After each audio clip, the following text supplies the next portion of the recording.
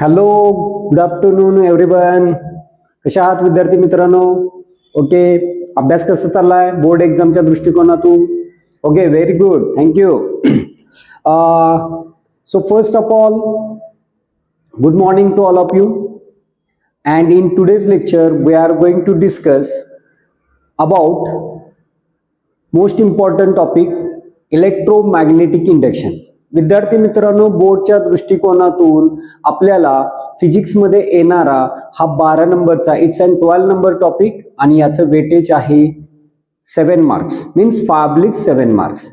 तर या टॉपिकवर आज आपण डिस्कस करणार आहे. या टॉपिकमध्ये नेमके कोणते पॉइंट्स आहेत, कोणते क्वेश्चन्स कसे विचारले जातात, इम्पॉर्टंट फॉर्म्युले काय आहेत, याबद्दल आपण इन्फॉर्मेशन घेणार आहे. तर let starts with new topic in today's lecture, electromagnetic induction. In short, we have to say that EMI. Which topic? EMI.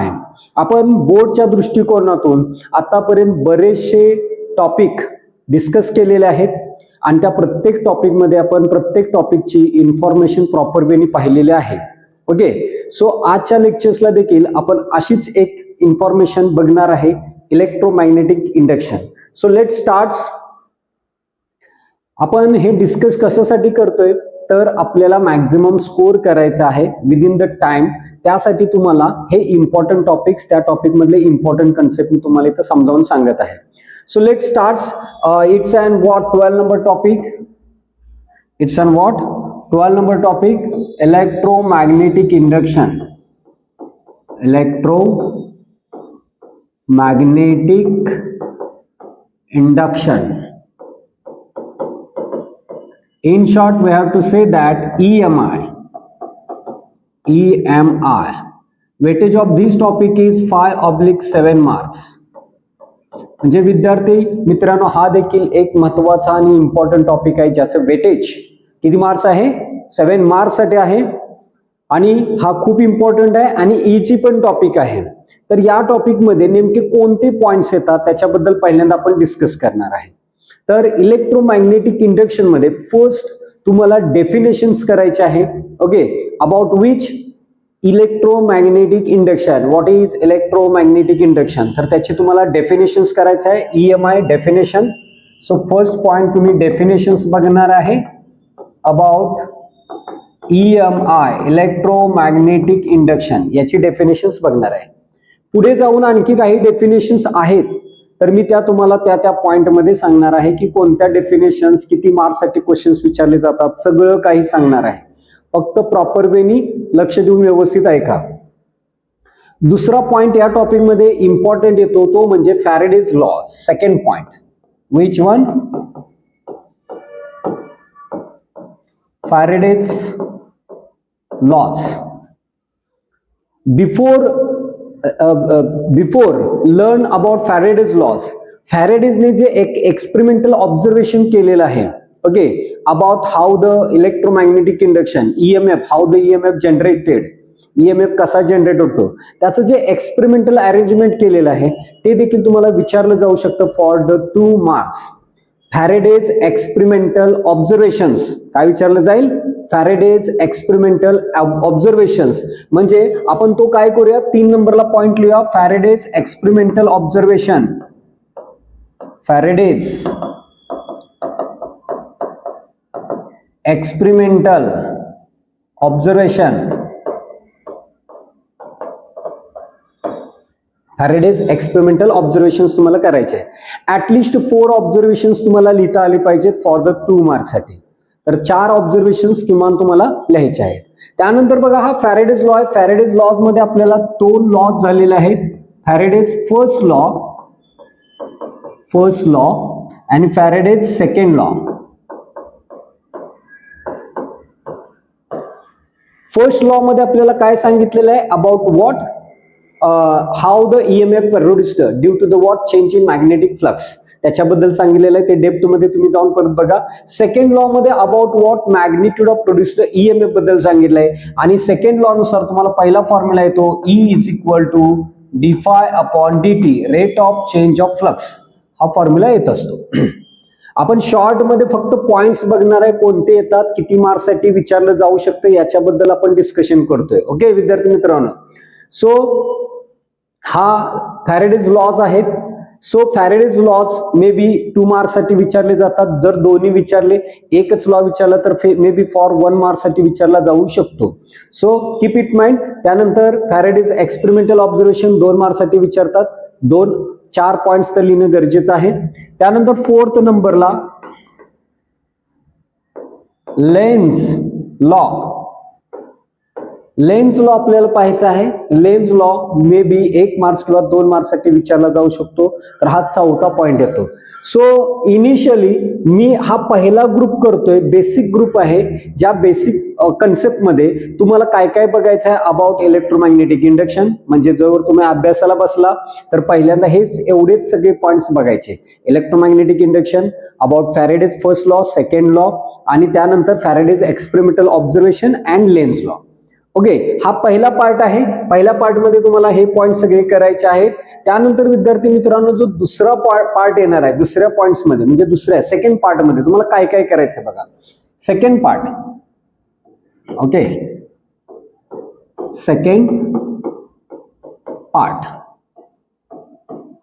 Second part मध्ये फर्स्ट पॉइंट करायचा आहे तुम्हाला self induction. Which one? Self induction. About what is self induction? Self induction म्हणजे काय?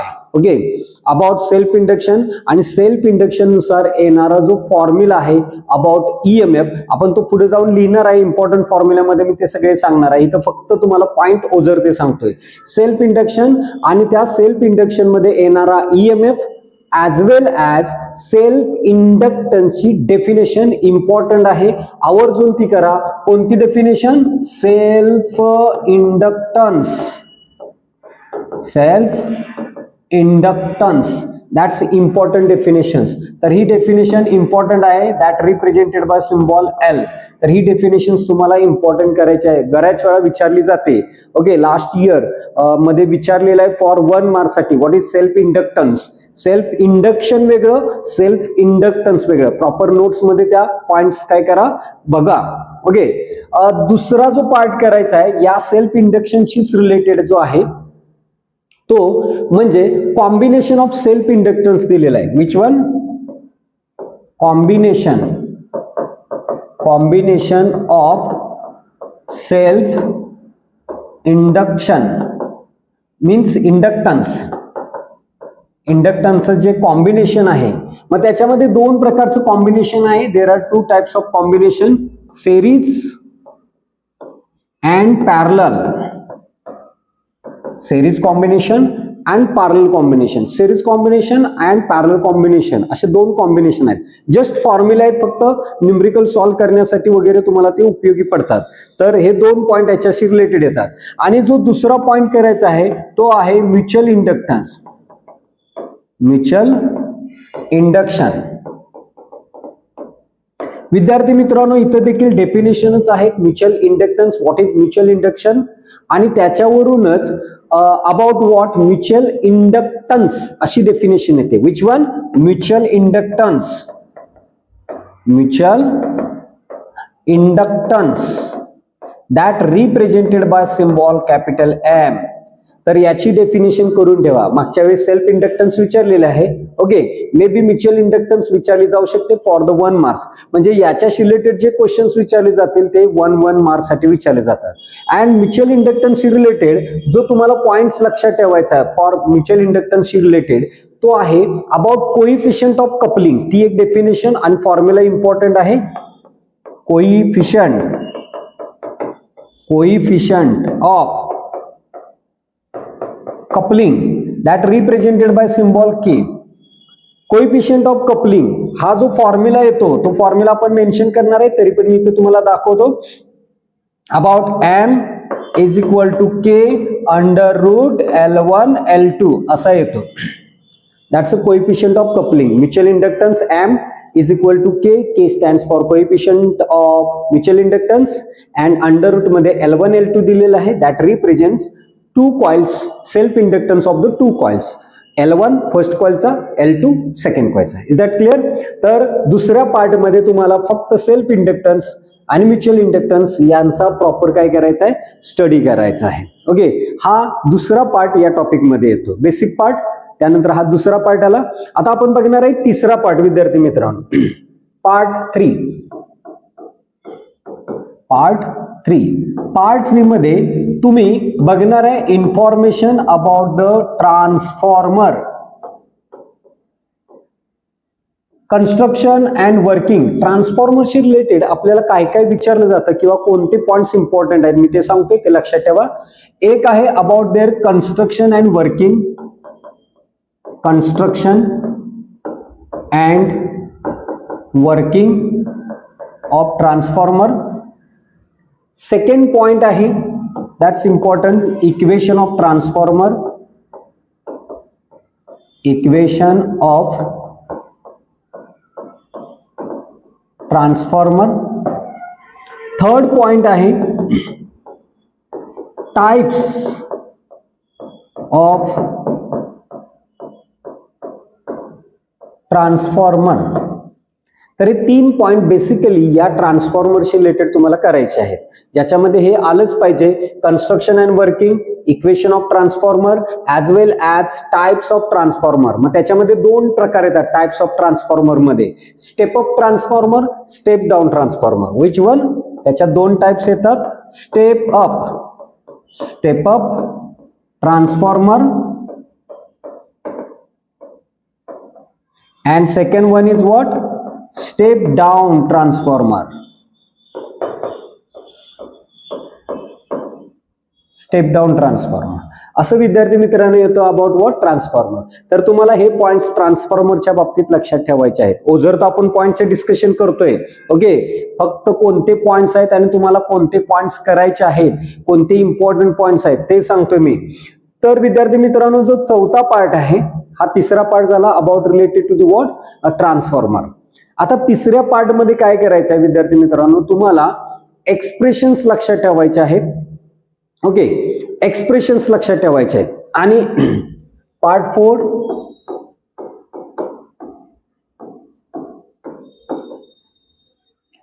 4 मध्ये expression means छोटे छोटे derivation, derive केलेले फॉर्म्युले जे आहेत ते, ज्याच्यामध्ये पहिला मोस्ट इम्पॉर्टंट आहे, फर्स्ट आहे तो what, about energy stored in magnetic field. कोणता पॉइंट करायचा आहे, energy stored in magnetic field. Energy stored in magnetic field. It ask to you what for 2 marks, 2 मार्क्ससाठी डेरिव्हेशन विचारलं जाऊ शकतं. सो याचं प्रिपरेशन करा, energy stored in magnetic field. कळलं? तर हे काय आहे, दुसरं जे एक्सप्रेशन आहे ते करायचं आहे, energy density of the magnetic field. Energy density of the magnetic field.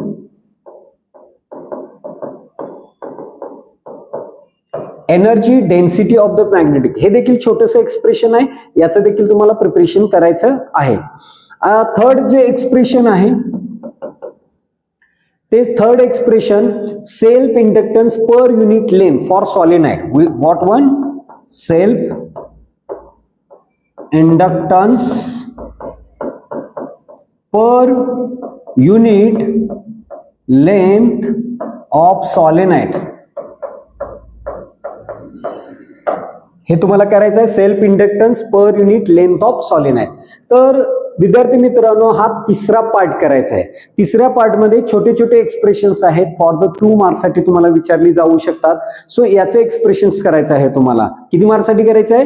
2-2 marks साठी आहे. मे बी समटाइम्स हे 3 मार्क्स साठी पण येऊ शकतं यातलं एखादं एक्सप्रेशन, पण शक्यतो करून 2 मार्क्स साठीच दिलं जाईल, कारण छोटेसे एक्सप्रेशन्स आहेत. तर आपण चौथा पार्ट हा एक्सप्रेशन्स ग्रुप केला 3 याचा, energy stored in magnetic field, energy density of the magnetic field, self inductance per unit length of the solenoid. सॉलिनॉइडशी रिलेटेड असणारा क्वेश्चन आहे. तर हा चौथा पार्ट आहे. 5व्या पार्ट मध्ये, आणि विद्यार्थी मित्रांनो बघा, पार्ट वाईज जेव्हा आपण अभ्यास करतो तेव्हा काही अवघड वाटत नाही. रोज तुम्ही एक एक पार्ट संपवा.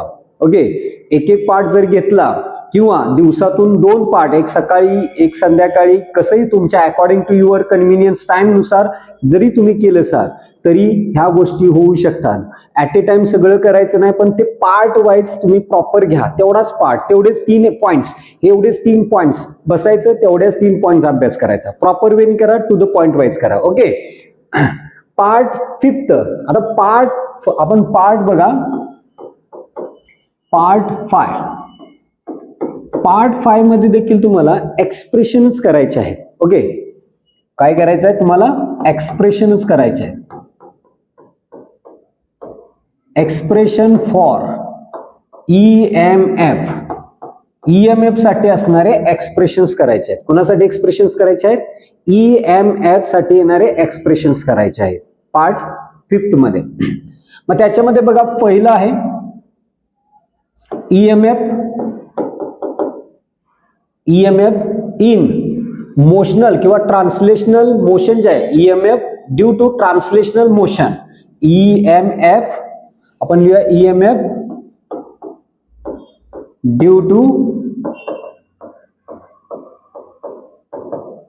Translational motion in conductor. Key points म्हणू शकता, शॉर्ट मध्ये तुम्हाला सांगितलेले आहे. Translational motion, magnetic field, uniform magnetic field मध्ये जेव्हा आपण काय करतो, कंडक्टर मूव्ह करतो, ट्रान्सलेशनल मोशन मध्ये असतो, तेव्हा त्याच्यामध्ये तयार होणार जो EMF आहे त्याचे एक्सप्रेशन, डेरिव्हेशन तुम्हाला लिहायचं आहे. दुसरं आहे EMF due to rotational motion किंवा EMF produced in rotating bar. EMF produced in rotating bar. Rotating bar मध्ये प्रोड्युस्ड होणार EMF, हा दुसरा एक्सप्रेशन आहे. तिसरं जे आहे EMF in AC generator. EMF in AC generator साठी हे करायचं आहे. तर विद्यार्थी मित्रांनो, हा 5th पार्ट करायचा आहे आणि या 5th पार्ट मध्ये तुम्हाला काय करायचं आहे? EMF चे 3 एक्सप्रेशन्स करायचे आहेत. EMF in a conductor due to its translational motion.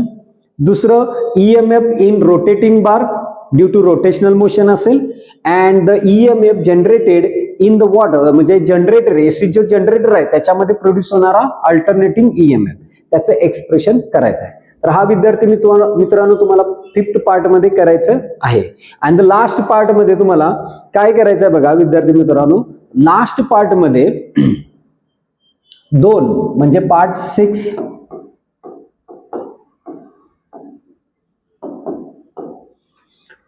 There is one expression, मोठे एक्सप्रेशन आहे. What is work done on conductor जे आहे, okay, in magnetic field. Work done मी शॉर्ट मध्ये लिहितोय, पण लिसन अबाउट वर्क डन. जेव्हा आपण कंडक्टरला मॅग्नेटिक फील्ड मध्ये असं वर्क करतो, म्हणजे बाहेर ओढण्याचं काम करतो, तेव्हा त्या कंडक्टरवर काम केलेलं जे वर्क डन आहे, वर्क डन, ओके, ते वर्क डन आणि त्या कंडक्टर मध्ये जी हीट प्रोड्यूस होते ते दोन्ही इक्वल असतात. हे आपल्याला शो दॅट करा असं विचारतात. मीन्स शो दॅट, शॉर्ट मध्ये लिहितो मी, show that work done on conductor is equal to असतं heat produced in it. Short मध्ये लिहिलेलं आहे, लक्षात ठेवा. शॉर्ट मध्येच बऱ्याच वेळा असे की पॉइंट्स म्हणलं जातं. त्या की पॉइंट्स वरून बरेचसे प्रश्न, बरेचसे क्वेश्चन्स टाइप्स लक्षात ठेवण्याचा प्रयत्न करा. तर हा शो दॅटचा वर्क डनचा थोडासा मोठा असणारा प्रश्न आहे. It asked to what 4 or 3 marks साठी विचारला जाऊ शकतो. हा थोडासा मोठा आहे. ओके, काही वेळेस कॉम्बिनेशन करून क्वेश्चन विचारले जातात. 2 मार्कची थिअरी, 2 मार्कचा प्रॉब्लेम एकत्रित करून सेक्शन डी मध्ये 4 मार्क्स साठी दिला जाऊ शकतो. असे व्हरायटी ऑफ क्वेश्चन्स तुम्हाला इथं येऊ शकतात. आणि लास्ट इथं LC ऑसिलेशन म्हणून एक पॉइंट लक्षात ठेवायचा आहे. LC oscillation. तर विद्यार्थी मित्रांनो, असे टोटल या टॉपिकचे 6 पार्ट वाईज तुम्ही जर प्रॉपर वेनी प्रिपरेशन केलं तर या टॉपिकचे आपल्याला 7 मार्क्स मिळतात. पण 7 मार्क्स मिळताना तुम्हाला विद्यार्थी मित्रांनो थेअरी बरोबर प्रॉब्लेमचं पण प्रॅक्टिस करायचं आहे.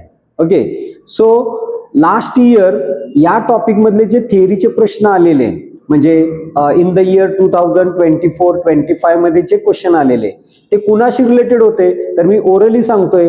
एक होता रोटेटिंग बार, तुम्ही परत बघायचा आहे कोणत्या रोटेटिंग बार मध्ये ईएमएफ जो प्रोड्युस्ड होतो, हा एक थेरॉटिकल क्वेश्चन आलेला. दुसरा जो क्वेश्चन आलेला ट्रान्सफॉर्मरचं कन्स्ट्रक्शन वर्किंग आलेलं, सेल्फ इंडक्टन्स आलेलं, डेफिनेशन्स वगैरे त्याचे आलेला.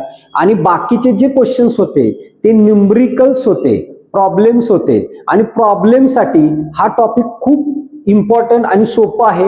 यातले प्रॉब्लेम हार्ड येत नाहीत, सिंपल प्रॉब्लेम आहेत. फक्त तुम्हाला प्रॉपर वेनी त्याचे काय करायचे आहेत, फॉर्म्युले बघायचे आहेत व्यवस्थित, आणि त्या फॉर्म्युल्यांमध्ये असणारे जे नोटेशन्स आहेत त्यांचा मिनिंग बघायचा आहे. तर ते फॉर्म्युले कोणते आहेत आणि त्या फॉर्म्युल्यावर तुम्हाला न्यूमरिकल्स असणारच आहे. तर न्यूमरिकल्स आणि थेअरी, आता बघा मी सांगितलं तुम्हाला थेअरीचे 2 प्रश्न कुठले विचारलेले आहेत. तर एक पहिला क्वेश्चन विचारलेला म्हणजे हा विचारलेला नाही, हा विचारलेला नाही, एलसी ऑसिलेशन्स वरती विचारलेला नाही.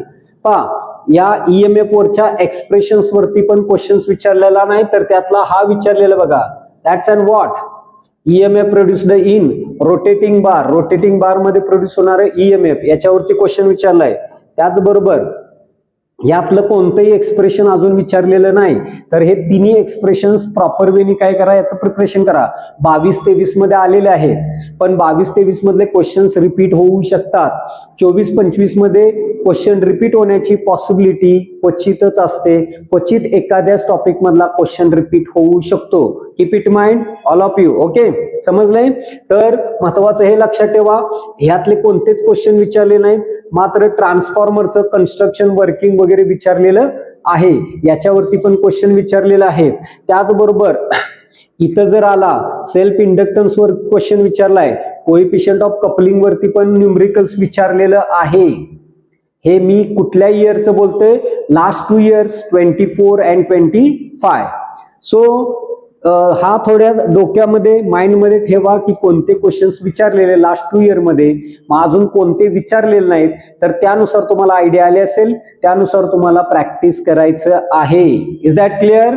ओके, आता आपण बघूया की या टॉपिक मध्ये इम्पॉर्टंट फॉर्म्युले कोणकोणते आहेत आणि आपल्याला काय करायचे आहेत. इम्पॉर्टंट फॉर्म्युले कसं लक्षात ठेवायचे ते पण बघा. इम्पॉर्टंट फॉर्म्युले, व्हॉट वन इम्पॉर्टंट फॉर्म्युले आपल्याला बघायचे आहेत. पहिला ग्रुप वाईज लक्षात ठेवायचे फॉर्म्युले. मी सांगतोय त्यानुसार काय करायचं, या टॉपिक मध्ये ग्रुप वाईज तुम्हाला फॉर्म्युले लक्षात ठेवायचे आहेत. पहिला जो ग्रुप बनवायचा तो इम्पॉर्टंट आहे, तो म्हणजे ईएमएफचा. कशाचा बनवायचा? ईएमएफ. फर्स्ट ईएमएफ, इलेक्ट्रोमोटिव्ह फोर्सचे फॉर्म्युले, सगळे ईएमएफ चे सगळे फॉर्म्युले. आता ते कोणते बघा. The first one, E is equal to, minus घेतलं तर चालेल, नसलं तर चालेल, डी5 अपॉन dt. ओके, याच्यामध्ये हा बाय फॅरेडे लॉ और लेन्झ लॉ म्हणून बाय फॅरेडे लॉ नुसार आलाय. आणि इथं लक्षात ठेवा विद्यार्थी मित्रांनो, फाय ची किंमत NBA वापरायची आहे.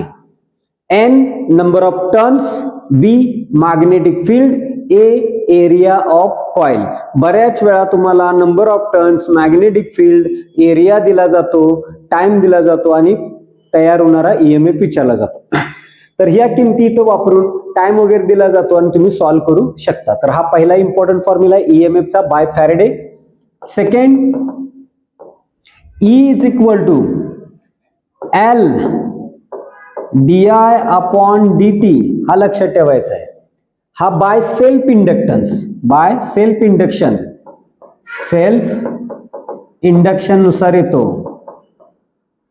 नोट्स मध्ये बघितलं की तुम्हाला लक्षात येणार आहे. By self induction, by self induction नुसार येतो. आपण सगळ्या notes to the point wise दिलेल्या आहेत. काय लिहायचं, कसं लिहायचं हे सगळं आपण नोट्स मध्ये सांगितलेलं आहे. By self induction. इथं तुम्ही काय करू शकता, फायची व्हॅल्यू इथं Li अशीही लक्षात ठेवू शकता. म्हणजे इकडं मी मॅग्नेटिक फ्लक्सचे फॉर्म्युले लिहितोय. Magnetic flux that represented by symbol phi. याचं युनिट वेबर असतं. युनिट WB वेबर, हे लक्षात ठेवा. फायचे करस्पॉन्डिंग फॉर्म्युले इथं मी मेन्शन करतो. थर्ड आहे E is equal to M di upon dt, और मे बी इथं ES असतं, इथं IP असतं. कारण इथं दोन कॉईल येतात म्युच्युअल इंडक्शन मध्ये, दोन कॉईल येतात. EMF induced in the secondary coil and current flowing through the primary coil असतो. IP म्हणजे current flowing through the primary coil आहे. तर हे बाय म्युच्युअल इंडक्टन्स, हे बाय म्युच्युअल इंडक्शन आहे. इथं फायचा फॉर्म्युला MI लक्षात ठेवायचा आहे. MI.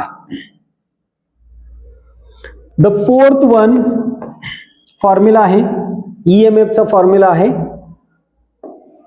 E is equal to BLV. Important formula आहे. E is equal to what, BLV.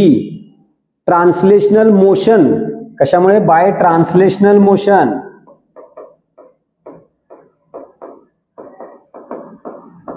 Translational motion.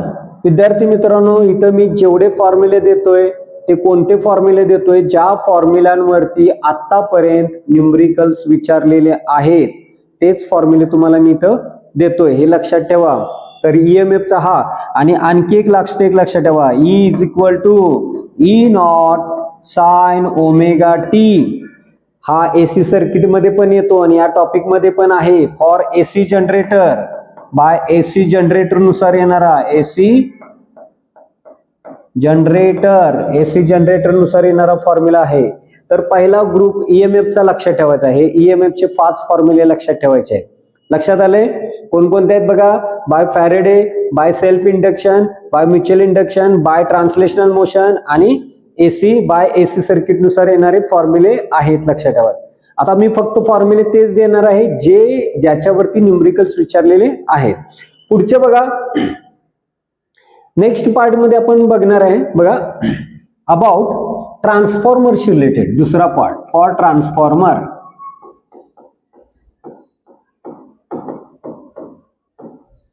कुणाशी रिलेटेड, फॉर ट्रान्सफॉर्मरशी related.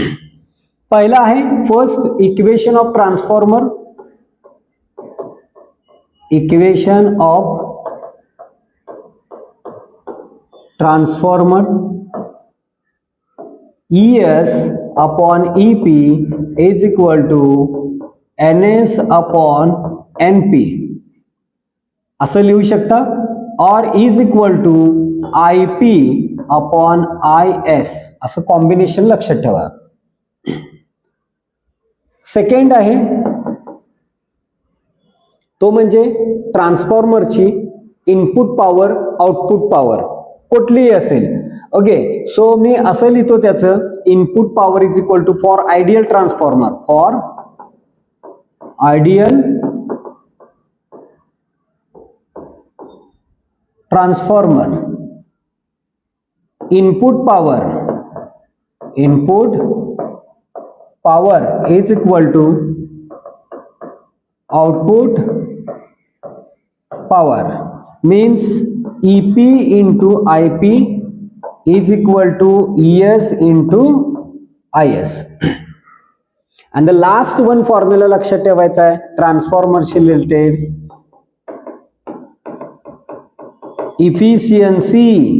efficiency of transformer, and that efficiency ES into IS upon EP into IP multiplied by 100%. Efficiency of transformer, output power divided by input power घ्यायचा आहे. तर ट्रान्सफॉर्मरशी related हे फॉर्म्युले तुम्हाला लक्षात ठेवायचे आहेत सेकंड पार्ट मध्ये. आणि थर्ड पार्ट मध्ये आपल्याला जे फॉर्म्युला लक्षात ठेवायचा आहे तो बऱ्याच वेळा याच्यावरती विचारला जातो कुठला, तर energy stored in magnetic field. फक्त त्या फॉर्म्युलेशी रिलेटेड बऱ्याच वेळा न्यूमरिकल्स विचारलेला आहे, त्यामुळे तो एक लक्षात ठेवा. Energy stored in magnetic field, energy stored in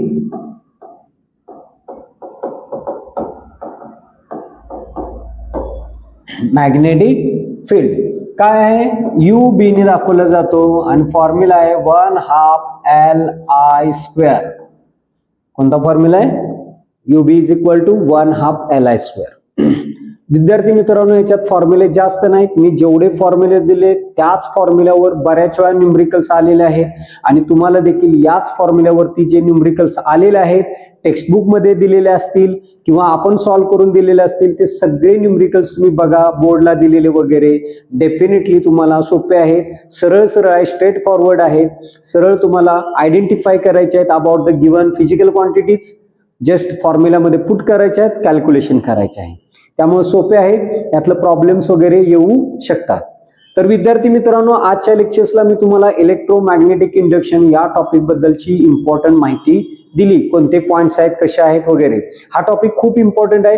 7 marks वेटेजचा 7 marks आहे या वेटेज टॉपिकचे वेटेज जे आहे आणि सोपा टॉपिक आहे.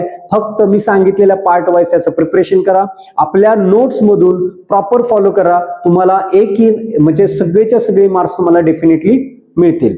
शिवाय जर तुम्ही पहिले लेक्चर्स तुमचे जर बंक झालेले असतील तर आपला युट्यूब चॅनल आहे, त्या युट्यूब चॅनलवरती जाऊन पहिले सगळे लेक्चर्स बघा. आपल्या युट्यूब चॅनलचं नाव आहे इजी फिजिक्स बाय कुंभार सर. 100% तुम्हाला तिथं सगळे बाकीचे जे झालेले टॉपिक आहेत मी तिथं अपलोड केलेले आहेत. आणि विद्यार्थी मित्रांनो तुम्हाला जर हे व्हिडिओ किंवा लेक्चर्स वगैरे छान वाटत असतील तर नक्कीच आपल्या मित्रांशी काय करा, शेअर करा. 100% मी येणाऱ्या काही दिवसांमध्येच भरपूर व्हिडिओज जे सगळ्यांना उपयोगी पडतील असे सगळे व्हिडिओज 1 बाय 1 बनवणार आहे आणि आपल्या चॅनलवर अपलोड करणार आहे. Easy physics in a simple way by Santosh sir. नक्कीच सगळ्यांना फिजिक्स पेपर सोपा जाईल, फिजिक्स विषय सोपा जाईल या दृष्टिकोनातून मी व्हिडिओ बनवणार आहे आणि ते आपल्या सर्वसामान्य लोकांपर्यंत पोहोचतील याच्या दृष्टिकोनातून मी प्रयत्न करणार आहे. तर विद्यार्थी मित्रांनो आय होप सो की आजच्या लेक्चर्सला मी तुम्हाला जे सांगितलं, जे शिकवलंय, इलेक्ट्रोमॅग्नेटिक इंडक्शन मध्ये जे पॉइंट सांगितले, फॉर्म्युले कुठले करायचे आहेत, त्या फॉर्म्युल्याशी रिलेटेड न्यूमरिकल्स कुठले करायचे आहेत, तुम्हाला प्रिपरेशन करायचं आहे आणि कुठले प्रश्न विचारलेले, अजून कुठले विचारलेले नव्हते 24 आणि 25 मध्ये सगळं सांगितलेलं आहे. शांत डोकं ठेवून सगळे पॉइंट्स बघा आणि या टॉपिकचं प्रिपरेशन करा. या टॉपिकचे 7च्या 7 मार्क्स तुम्हाला मिळतील. आपल्या दिलेल्या नोट्सचा वापर करा, आपण सांगितलेल्या सगळ्या टेक्निकचा वापर करा. 100% तुम्हाला पेपर सोपा जाईल. सो तुम्हाला best of luck for your examination साठी. आपण पुढच्या लेक्चर्स मध्ये दुसरा नेक्स्ट टॉपिक बघणार आहे. तोपर्यंत विद्यार्थी मित्रांनो थँक्यू व्हेरी मच.